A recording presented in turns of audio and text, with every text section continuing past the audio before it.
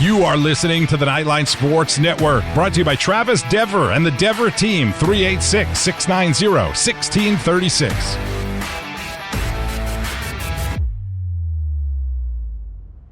This is WDBO 107.3 FM and AM 580, Orlando's news and talk.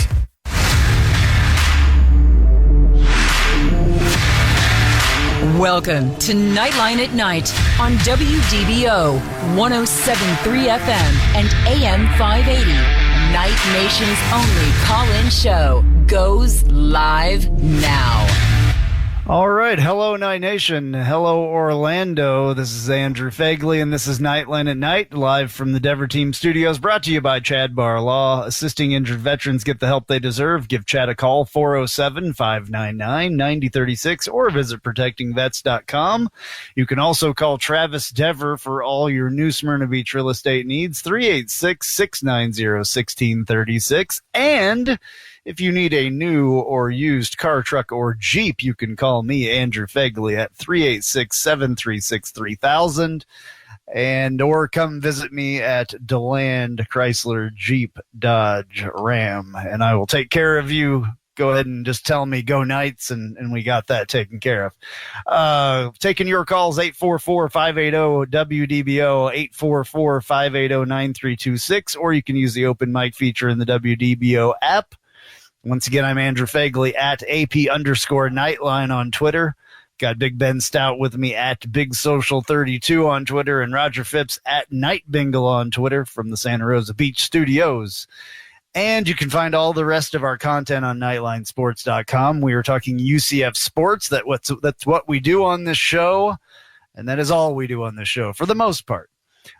So today, UCF lost a heartbreaker of a basketball game, led the entire way through the entire game except the last second of the game, which was really a bummer, losing 73-72 to Tulsa Golden Hurricane. This is one of those things that I absolutely hate. I hate football by 1 point. I hate basketball by 1 point. I hate 1 point victories unless I'm on the right side of them. Obviously. Yeah, me too. Right. I don't even like him when I'm on the right side of him, to be honest with you. 1 point, especially when you lead the entire game and then the last second something happens, that there's no worse way to lose, in my opinion. I don't care if you get your butts beat the entire game. There's nothing like losing by 1 point. Mm-hmm. Especially when you're up by 14 in the second half twice, and unfortunately that was the case today. We were up by 11 with 5 minutes left in the game, and just couldn't quite make enough plays. Unfortunately couldn't make enough free throws, which has not been a problem for this team this year. But the last, I believe, 10 free throws, or maybe even 12 free throws of the game, we only made 3 of them. So unfortunately, we could not make the free throws down the stretch. And in that late game situation, it wound up costing us with a crazy shot by Jariah Horn to take us out. And it was just unfortunate that that's the way this season wound up. And we kind of limp into the conference tournament that starts this week. Yeah, I mean, for me, it was just that last shot. I mean, heck of a shot by Horn, but if you're in a situation where you're having to duck under a defender on a 3/4 court shot and it goes in, I mean, there's just nothing you can say about that. I mean, there were plenty of things we could have done before that shot to help us out, including free throws. Like you said, shooting 50% for this team is ridiculous. But that shot, it's one of those that takes the air out of you. I mean, Horn will remember that for the rest of his life. It was his last game. But it just on senior night, but you watch this game and then we're up 12 or 14 points. It's just deflating. Yeah, absolutely. Yeah. There's nothing, I'm telling you, there's nothing like, losing like that. Bright spot of all this is the women's basketball team. They're doing quite well. In fact, Diamond Battles just got the AAC, Player of the Year awarded to her last week, I think, or this week. So that's really cool. I think most of it was announced today. Yeah, okay. And she also got Defensive Player of the Year as well. So just a great season for Diamond Battles. Coach of the Year, Coach K as well. So that's really good for her. Awesome. I mean, you have a 22-3 season, go 14-1 in conference. It's kind of hard not to win that accolade. I mean, she's been absolutely phenomenal for UCF women's basketball for a long time. The program has just been dismal and abysmal, but under her stewardship, she has absolutely made this team a contender in between a tough defensive mindset and just a willingness and attitude to win. Yeah, Brittany Smith also 6th Player of the Year. I don't know what that award actually means, but then first team all conference. I was just going to quickly say, I mean, usually they call it the 6th Man of the Year when they're talking about men's basketball, but obviously they call it 6th Player of the Year when it's essentially the best player coming off the bench in most of the games. So kind of your best, your bright spot that doesn't usually start. That's kind of the definition there, the 6th Player of the Year for Brittany Smith. Get it. All right. Yeah, so congratulations to her on that. First team all conference includes Diamond Battles from UCF. Nobody on the second team. Third team, though, we got a couple, Casey Massini Kaba and Tay Sanders as well on there. So that's good. Congratulations to them. They have had a heck of a season and will probably, and I know, continue that into the NCAA tournament for them. And that's definitely our bright spot going on right now. I think softball and baseball are also going on, and then football is coming around here very soon to start spring practices. So excited about that. Anything on that note, Roger? On spring practice, I could say on softball, super excited for the team. That they've played an extremely tough schedule. They dispatched Florida Gulf Coast today handily. I think it was 9-1, and after 5 innings. So the team is playing inspired softball. They've had some trouble with the higher end top 5 type teams, but that'll be good for them in the long term as they go into the season later on, as they'll have that experience. As far as football is concerned, can't wait to see what we have, especially with a lot of these new recruits coming in. It'll be another great year. Yeah, absolutely. Tuesday was 2 weeks, so 2 weeks from last Tuesday, so Tuesday this week. So we're almost there. Quite a different football team with a bunch of new faces, and that will be very exciting. Obviously, we're going to continue talking about basketball and anything else. Ben, did you go to a baseball game this week? You've been out there quite a bit. I did, recently. Yeah. I went. Yep, I was out there at John Iliano Park today, actually, with my family and some friends. And unfortunately, it was the type of game at the plate that we just couldn't quite bring the runners around to score runs today. It wound up being, I believe, a 8-1 victory for the number 2 team in the country, Ole Miss. But this series has been a great series, I think, for the baseball team to build upon going into, the rest of this season. On Friday night, they really had a chance there at the end. They wound up losing 8-7, but it was a hard-fought battle of a game. And then last night's game went to 12 innings with 0-0. Went to 12 innings, no scoring, and just a big defensive pitcher's battle, if you will. And in the end, we were able to move players over and get in scoring position with only 1 out. And we had a player just kind of slap one up the middle, and we were able to score that run in a walk-off. It was a very exciting game. Today didn't quite work out very well, but a great showing against the number 2 team in the country in Ole Miss. Yeah, well, they're currently, I believe, 8-3 at this point. So second in the American, which is pretty cool. The only one bettering that was Tulane at this point. So definitely got something going in baseball, which is exciting for UCF. Last couple of years have not been awesome. I mean, they've been okay. And I think we kind of missed an entire baseball season a couple seasons ago, right? Didn't they quit in like the middle or something with the COVID thing? Yeah, we got off to a hot start in the the 2020 season, and right around this time, in that March kind of shutdown that happened across the country. Unfortunately, that hot start was kind of wasted because the rest of the season was canceled. So that one was kind of wasted. And then last year was a little bit of a kind of up and down season, just as we kind of went through the protocols, if you will, and kind of went back and forth. But yeah, it looks to be off to another great start, and looks to have the type of team with really three great pitchers, starting pitchers. And a good staff there, and then some really, besides today, just some offense that has been, quite powerful so far this season. They got some experience back, and as far as hitting goes, so it's looking like it's going to be set up for a good season. Hopefully, they can continue on this success. Right, awesome. Yeah, Connor Stain. 7 innings, 0 hits. That guy was dealing. And then the reliever came in for another 5 innings on that win, on that second game. And if we've got that kind of pitching, and we've got that we've had like 1 or 2 Friday night starters, but not 3. And I think we have 3 Friday night starters, and we have some relievers back there in the bullpen to give us some depth. And I think that'll help long term. All right. Going back to softball real quick, are we still ranked in that for this year?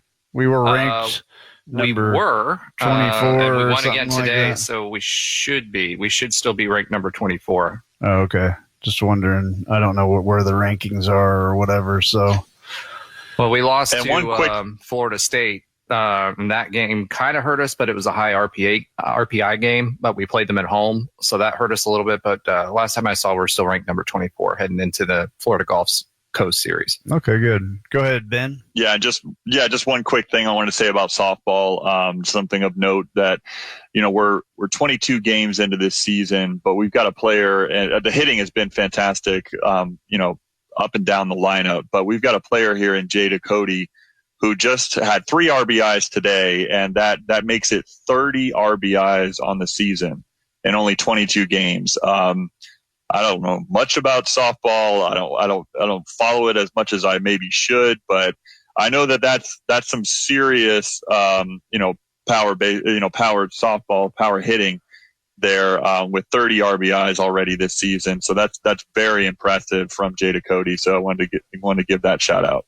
Awesome. Very, very awesome with that. Yeah. It'll be nice to see them, get into the meat of their season and see what they can do in the conference and all that stuff as well. So, very good for them. Good start in baseball. So it's looking up for the spring sports so far. So, and then, like I said, 2 weeks from this Tuesday, we're going to start up football practices. We can talk a little bit more about that later, what the things are going into spring football that we want to, kind of see what's going on quarterback position for sure. I would think that would be probably the biggest one. So, all right, we're going to take a break, and we'll be right back on Knightline tonight. An auto accident can change your life forever. At Chad Barr Law, we are raising the bar on what to expect from your personal injury attorney. Hi, I'm Chad Barr, and I want you to know that our entire team is dedicated to providing you with the representation you deserve in your greatest time of need. If you or a loved one have been injured in an auto accident, call 407-599-9036 for a free consultation or visit chadbarlaw.com. At Chad Barr Law, our clients come to us in need and leave as family. Offices, Altamont Springs.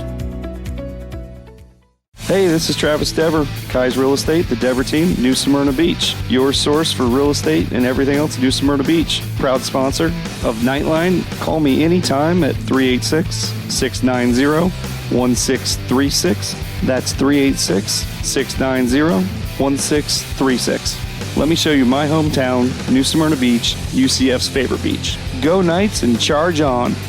Looking for more out of your Porsche? Look no further than Flat6Motorsports.com. They have the widest selection of aftermarket Porsche parts anywhere in the world. With over 85 product lines and in-depth expertise, Flat6Motorsports.com is your one-stop shop for any Porsche performance needs. Whether you're shopping for intakes, exhausts, suspension, or tuning, they have you covered. Flat6Motorsports.com is the premier Porsche aftermarket specialist. Check them out at Flat6Motorsports.com.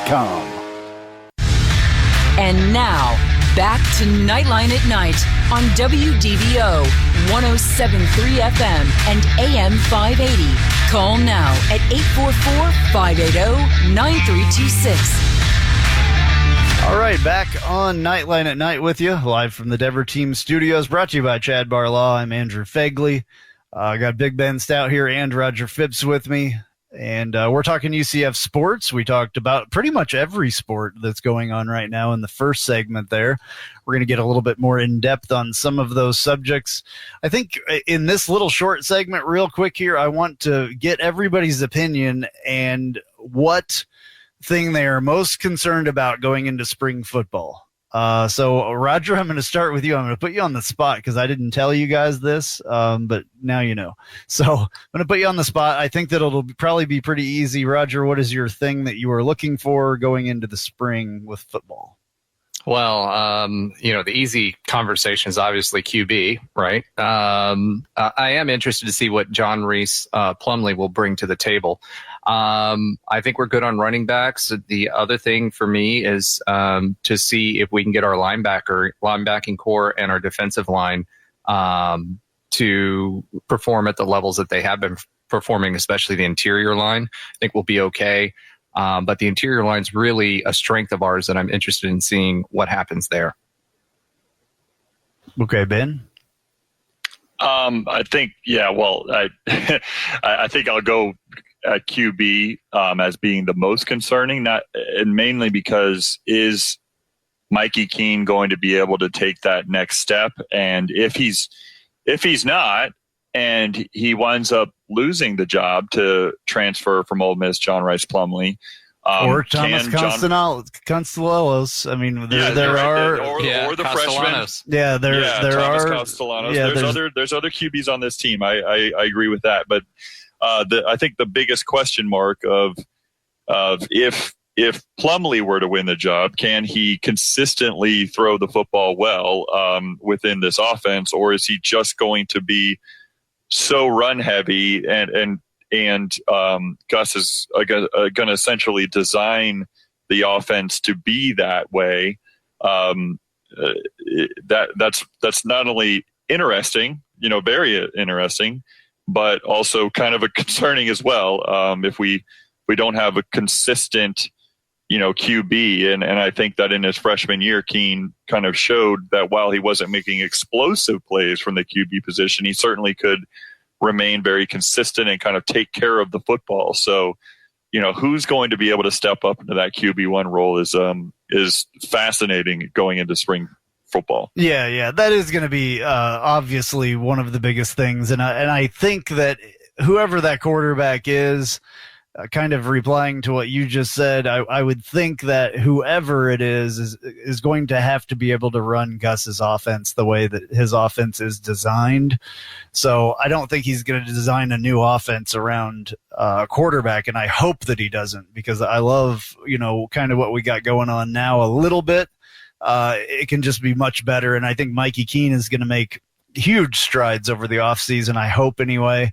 I hope that it's him, in my opinion. I would love for another freshman to step up. That would be fun. It would be, kind of cool to see what John Rice Plumlee does as well. In my opinion, it's Mikey Keene's job, hopefully. That's my hope anyway. I really thought that he did some great things, especially in the last part of the season.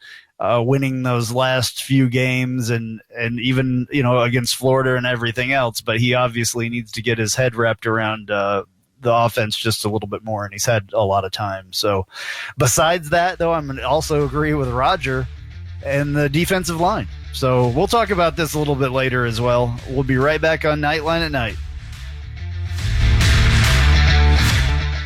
If you haven't figured it out yet, I love Tijuana Flats. I would love them even if they weren't a partner with us on the Knightline Sports Network. They have all kinds of great Tex-Mex food, and it's fresh, by the way. Made to order burritos, tacos, enchiladas, chimichangas, quesadillas, bowls, nachos, and taco salads. And if you haven't tried the queso, you are completely missing out. It is the best queso that I've ever had in my life. Absolutely hands down.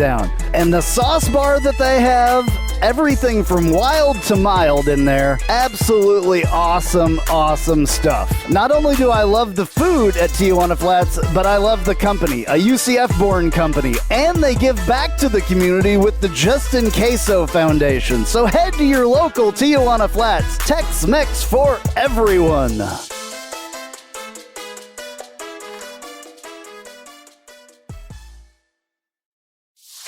Hey Jeep Wrangler owners, have you ever sat in your office at work and watched the rain just pour into your Jeep because the weatherman said that there was a 0 chance of rain? Or you put your doors back on because there was a 100% chance and then not a drop of rain fell? Well, there's a company out there that can help take the worry away and give you the peace of mind to be without your doors.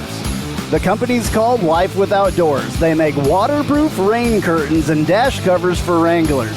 Life Without Doors is there to help make the decision to leave the doors at home an easy one. Find out more at lifewithoutdoors.com.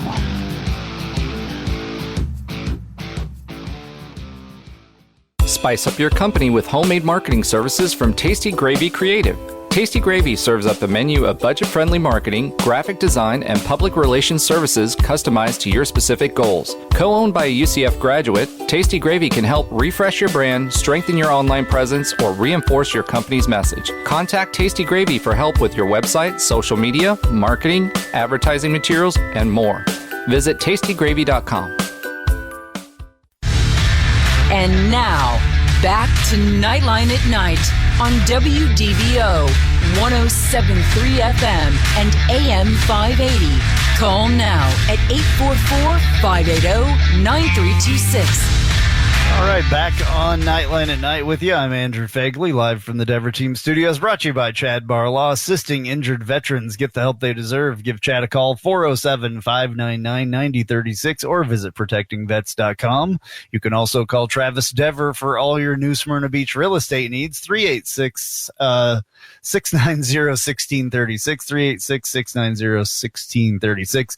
And if you need a new or used car, truck, or Jeep, you can call me, Andrew Phegley, at 386-736-3000. Or you can come and visit me at DeLand Chrysler Jeep Dodge Ram. We can get you any of those things, plus used cars. Taking your calls, 844-580-9326, 844-580-9326, or you can use the open mic feature if you want to talk to us. Once again, I'm Andrew Phegley, AP_Knightline on Twitter. Got Big Ben Stout with me here at Big Social 32, and Roger Phipps at Night Bengal on Twitter from the Santa Rosa Beach studios. And you can find all the rest of our content on nightlinesports.com. All right, got through that one pretty good. So we've been talking about UCF sports, obviously. That's what we talk about on Nightline, hence the Nightline show name. We're talking about basketball earlier. We've talked a little bit of softball. We've talked about women's basketball. We've talked a little bit about baseball and some football in there. But the heartbreaker of the day, 73-72 loss at the very last second to the Golden Hurricanes in basketball today. What a bummer. Ben, run us through real quick again kind of what happened in that game. And CJ Walker led the team in points again, which is really odd in my opinion. He almost scored 20 points, 19 points. For as much of a defensive guy as he is, I'm used to seeing him on the rebounds and stuff instead of the points. Yeah, I mean, he actually had a great game, especially on the offensive end, as you mentioned. I mean, it seemed like every time in the second half when Tulsa was making a run, it would be a big play on the offensive end, whether it be a lob for a dunk or some sort of putback or offensive rebound that he would be able to kind of take care of and kind of stop one of their runs. The problem was they had enough runs in them. I mean, we were up 36-27 at halftime. It really didn't feel like it was even that close, a 9-point game. I mean, Darren Green Jr. Was out for the Tulane game this past week. And that was, I believe, the first game that he missed all season. And we really showed that how much we miss him, especially on offense in that game. And so he came back firing. 19 as well. Yeah. Yeah. He came back firing. He actually had 15 points in the first 11 minutes of the game. Oh, wow. So he was on fire out of the gate. Unfortunately, though, wound up, as you just mentioned, with 19 points. So he only scored 4 points the rest of the way, kind of fizzled out in the second half. And I don't know if whatever he had going on that caused him to miss the Tulane game, caused him to have a little bit of fatigue down the stretch. So unfortunately, he didn't quite have it in the last 10 minutes to really push us over the edge. The game was kind of taken over on the offensive end by Darius Perry and CJ Walker. But unfortunately, as you said, I mean, we were up the entire game. We were up by 14 at 2 different points in the game, up by 11 with 5 minutes left in the game. And unfortunately, at the last second, we lost to a crazy 3/4 court, half court shot by Jariah Horn, who is somebody on senior day as like a super senior. He was able to have kind of his special moment of the day. And what that really sets up, unfortunately, that game, fortunately, I guess, that game doesn't really matter for the seeding of the conference tournament. We're still slated to play in the first round of the conference tournament, which starts Thursday against USF. But that was kind of taken care of by some other scores earlier in the day. So we didn't get the first round bye. But that being said, we're still on a bracket that's at the side of the bracket that's opposite Houston. But we're going to have to go through a murderer's row to even get there. So it'd be essentially, if the seeding works out the way it's supposed to, we'll start against USF on Thursday night, and then Friday night we would play against the 3 seed in Memphis, which is they're playing unbelievable right now. And if we were able to pull off that, which would be at this point a huge upset for us. We're pull off that upset, then we have to go and play more than likely SMU, and the conference tournament is in Dallas this year, so that would essentially be a home game for them. And so if we were to pull off another crazy upset, then we would get Houston more than likely in the championship game. So it is going to be a murderer's row that we have to go through to win the conference championship. And that's the road in front of us. And I'm not going to make any predictions or hot takes on the results of those games.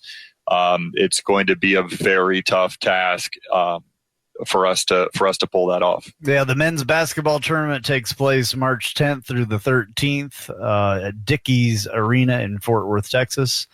So that'll be kind of interesting there. That's one of the first times we've been down there to do that, I believe. A couple of them have taken place here, a couple of them in Memphis, all kinds of places. So a little bit interesting with the move from Rhode Island for the American to Dallas, Fort Worth. So right in the backyard of SMU, which, kind of gives them a little bit of an advantage as well, as kind of home court, not their home arena, but doesn't hurt them at all, I don't think.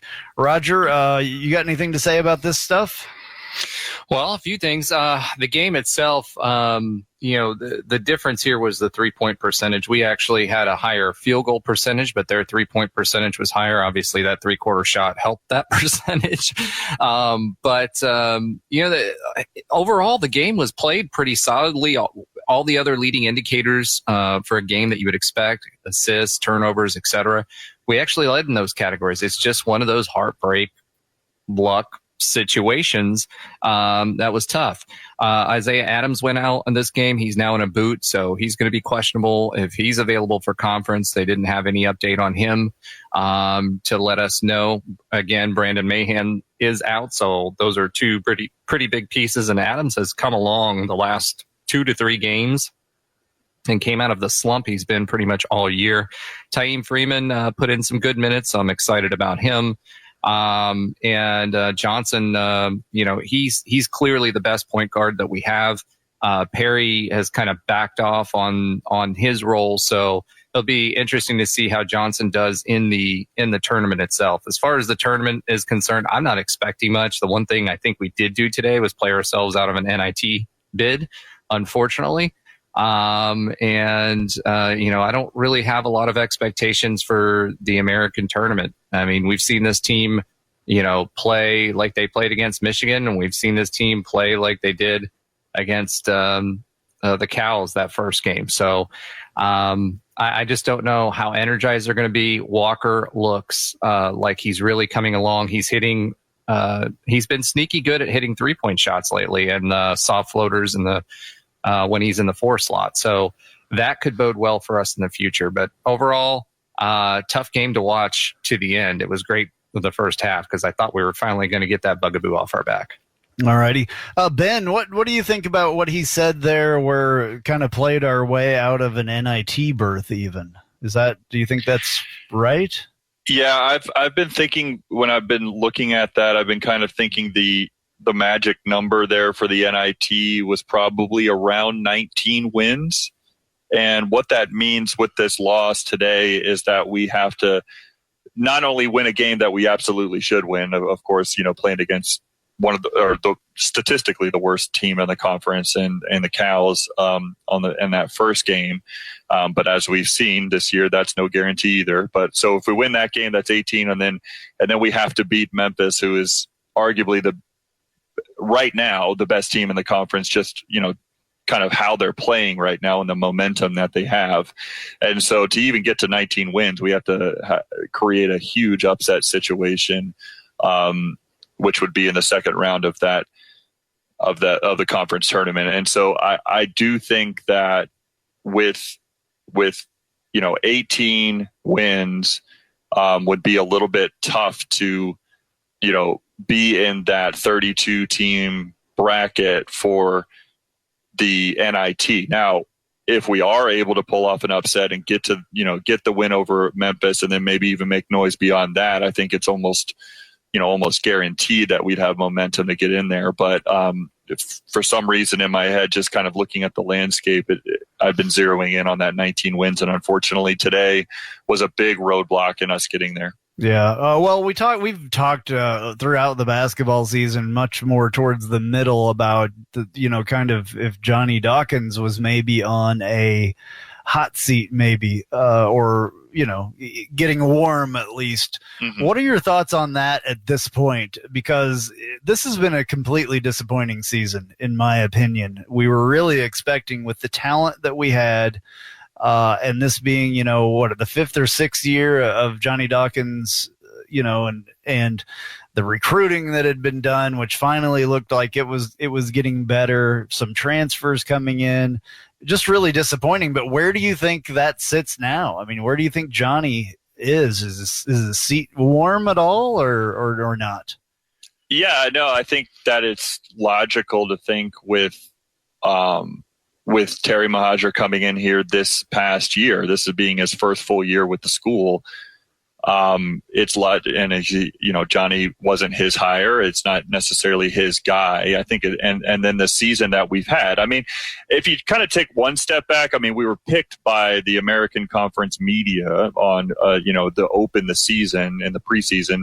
We were picked to finish 5th. We did finish 6th, so even that slot I think is a disappointment because we kind of felt like we had enough talent and depth to finish well beyond 5th in our conference.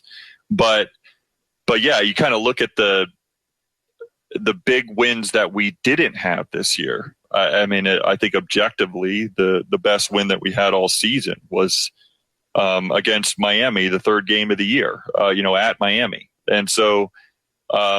And it looked like it was going to be a great year after we kind of rolled to that victory. And so unfortunately, it's just all the other big games that we've had, which we've talked about at length on this show, have been, double-digit losses. And so if we don't have any postseason berth this year, we just talked about the NIT, and potentially not even making that tournament. I think that the seat gets even warmer. I still have my doubts that our AD would pull the trigger on getting rid of him this season. But certainly it sets up a situation for next year that if he is our head coach, which hopefully, in my opinion, I would like him to be for one more season at least, to try to see if he can kind of right the ship. But it certainly puts a lot of pressure on Johnny Dawkins for next season. And that's just the way college coaching works. I mean, it's just the way it goes. Yeah. And then I guess the thing is, we have to think about, if they did do that, who would be available? Where would they come from? Do we have the money? There's all kinds of things. A lot of things. Yep. That make this really interesting. I mean, I don't know about the guy that's at Arkansas State now. I know that he, was with Terry Mahajer there.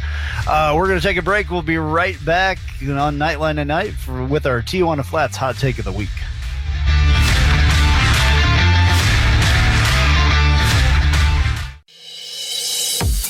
I'm Jeff Allen. Join me each and every week on the Knightline Sports Network for the AAC Report. We bring you in-depth coverage of each school in football, basketball, baseball, softball, soccer, golf, tennis, and more, as well as bring you insider interviews and focus in on the biggest games and news of the week. That's all right here each week on the AAC Report, only on the Knightline Sports Network.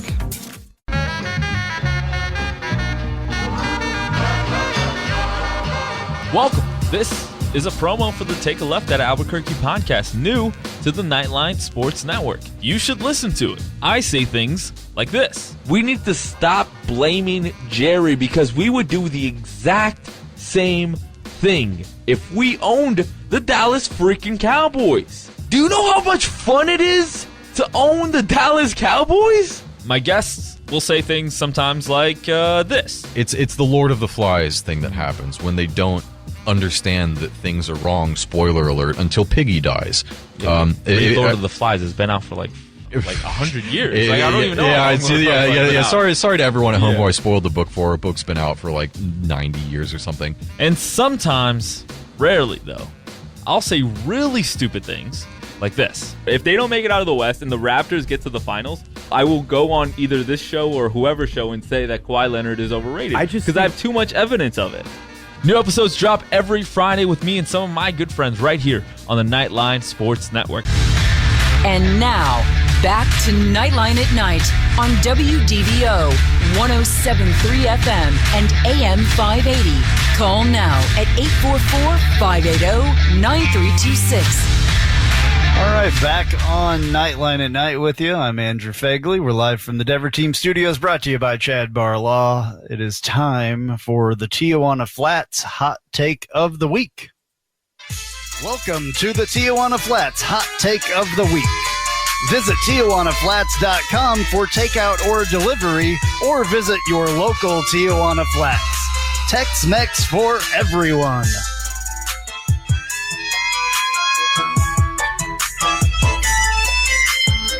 I'm actually craving some Tijuana Flats at this point right now, so I may have to get out there and do that. If you're looking for fresh Tex-Mex food, fresh Mex as well, Tijuana Flats is the only place to go. And their salsa bar is awesome. That is why we do the hot take of the week. I'm going to start with you, Roger. What is your Tijuana Flats hot take of the week? For this week, I'm going to go football, since we've been talking about the other sports, and I'm getting excited. So my Tijuana Flats hot take of the week is that transfer middle linebacker Terrence Lewis will start next season as a linebacker for the team and will lead the group in tackles. All righty, that one works. That's not too hot there. Ben? All right, one that we can talk about next week on the show, and it's, I don't know how hot it is because obviously they're the number one seed, but I do believe this women's basketball team is going to roll through this conference tournament, be the conference tournament champion, and that'll be crowned on Thursday night at 9 p.m. Their tournament starts at 1 p.m. on Tuesday afternoon. And so I really think they're not only going to roll through it and win the conference tournament, but they're going to be at least a 6th seed in the NCAA tournament. And as you guys have already predicted in previous shows, Sweet 16, I think, is no doubt in their future. All right. Awesome. At least. Yeah. Awesome. Okay. I'm going to go with men's basketball. And this may be super hot, but I'm going to say that we win at least 2 games in the conference tournament in basketball coming up. That is a hot take. It's super hot. Let's speak it into existence. Yeah, baby. well, that's kind of what I'm trying to do. I decided to try to be positive this time where I'm normally not with this kind of stuff. So I'm just thinking, get some karma going, maybe, a little bit of good luck on our hands would do us good in that. And I mean, I wish nothing more for them to be successful in this thing. It's a hot take though, because I don't really see it happening, but I hope so. So that will be interesting to see, no question, what happens in the tournament. Ben, anything closing going into that? Yeah, I just think that Memphis game is really interesting. To make your prediction come true, we have to essentially beat the hottest team in the conference right now in Memphis, and extremely talented. And so if we are able to win 2 games, that's a real accomplishment, I think, for a lackluster ending to this season and a little bit of disappointment on the way. Yeah, I mean, I'm just saying maybe they go out hot. So that'd be awesome. Alrighty, that is going to do it this week for us. We thank you for listening. We'll be back same time, same station next week. Go Knights! Charge on!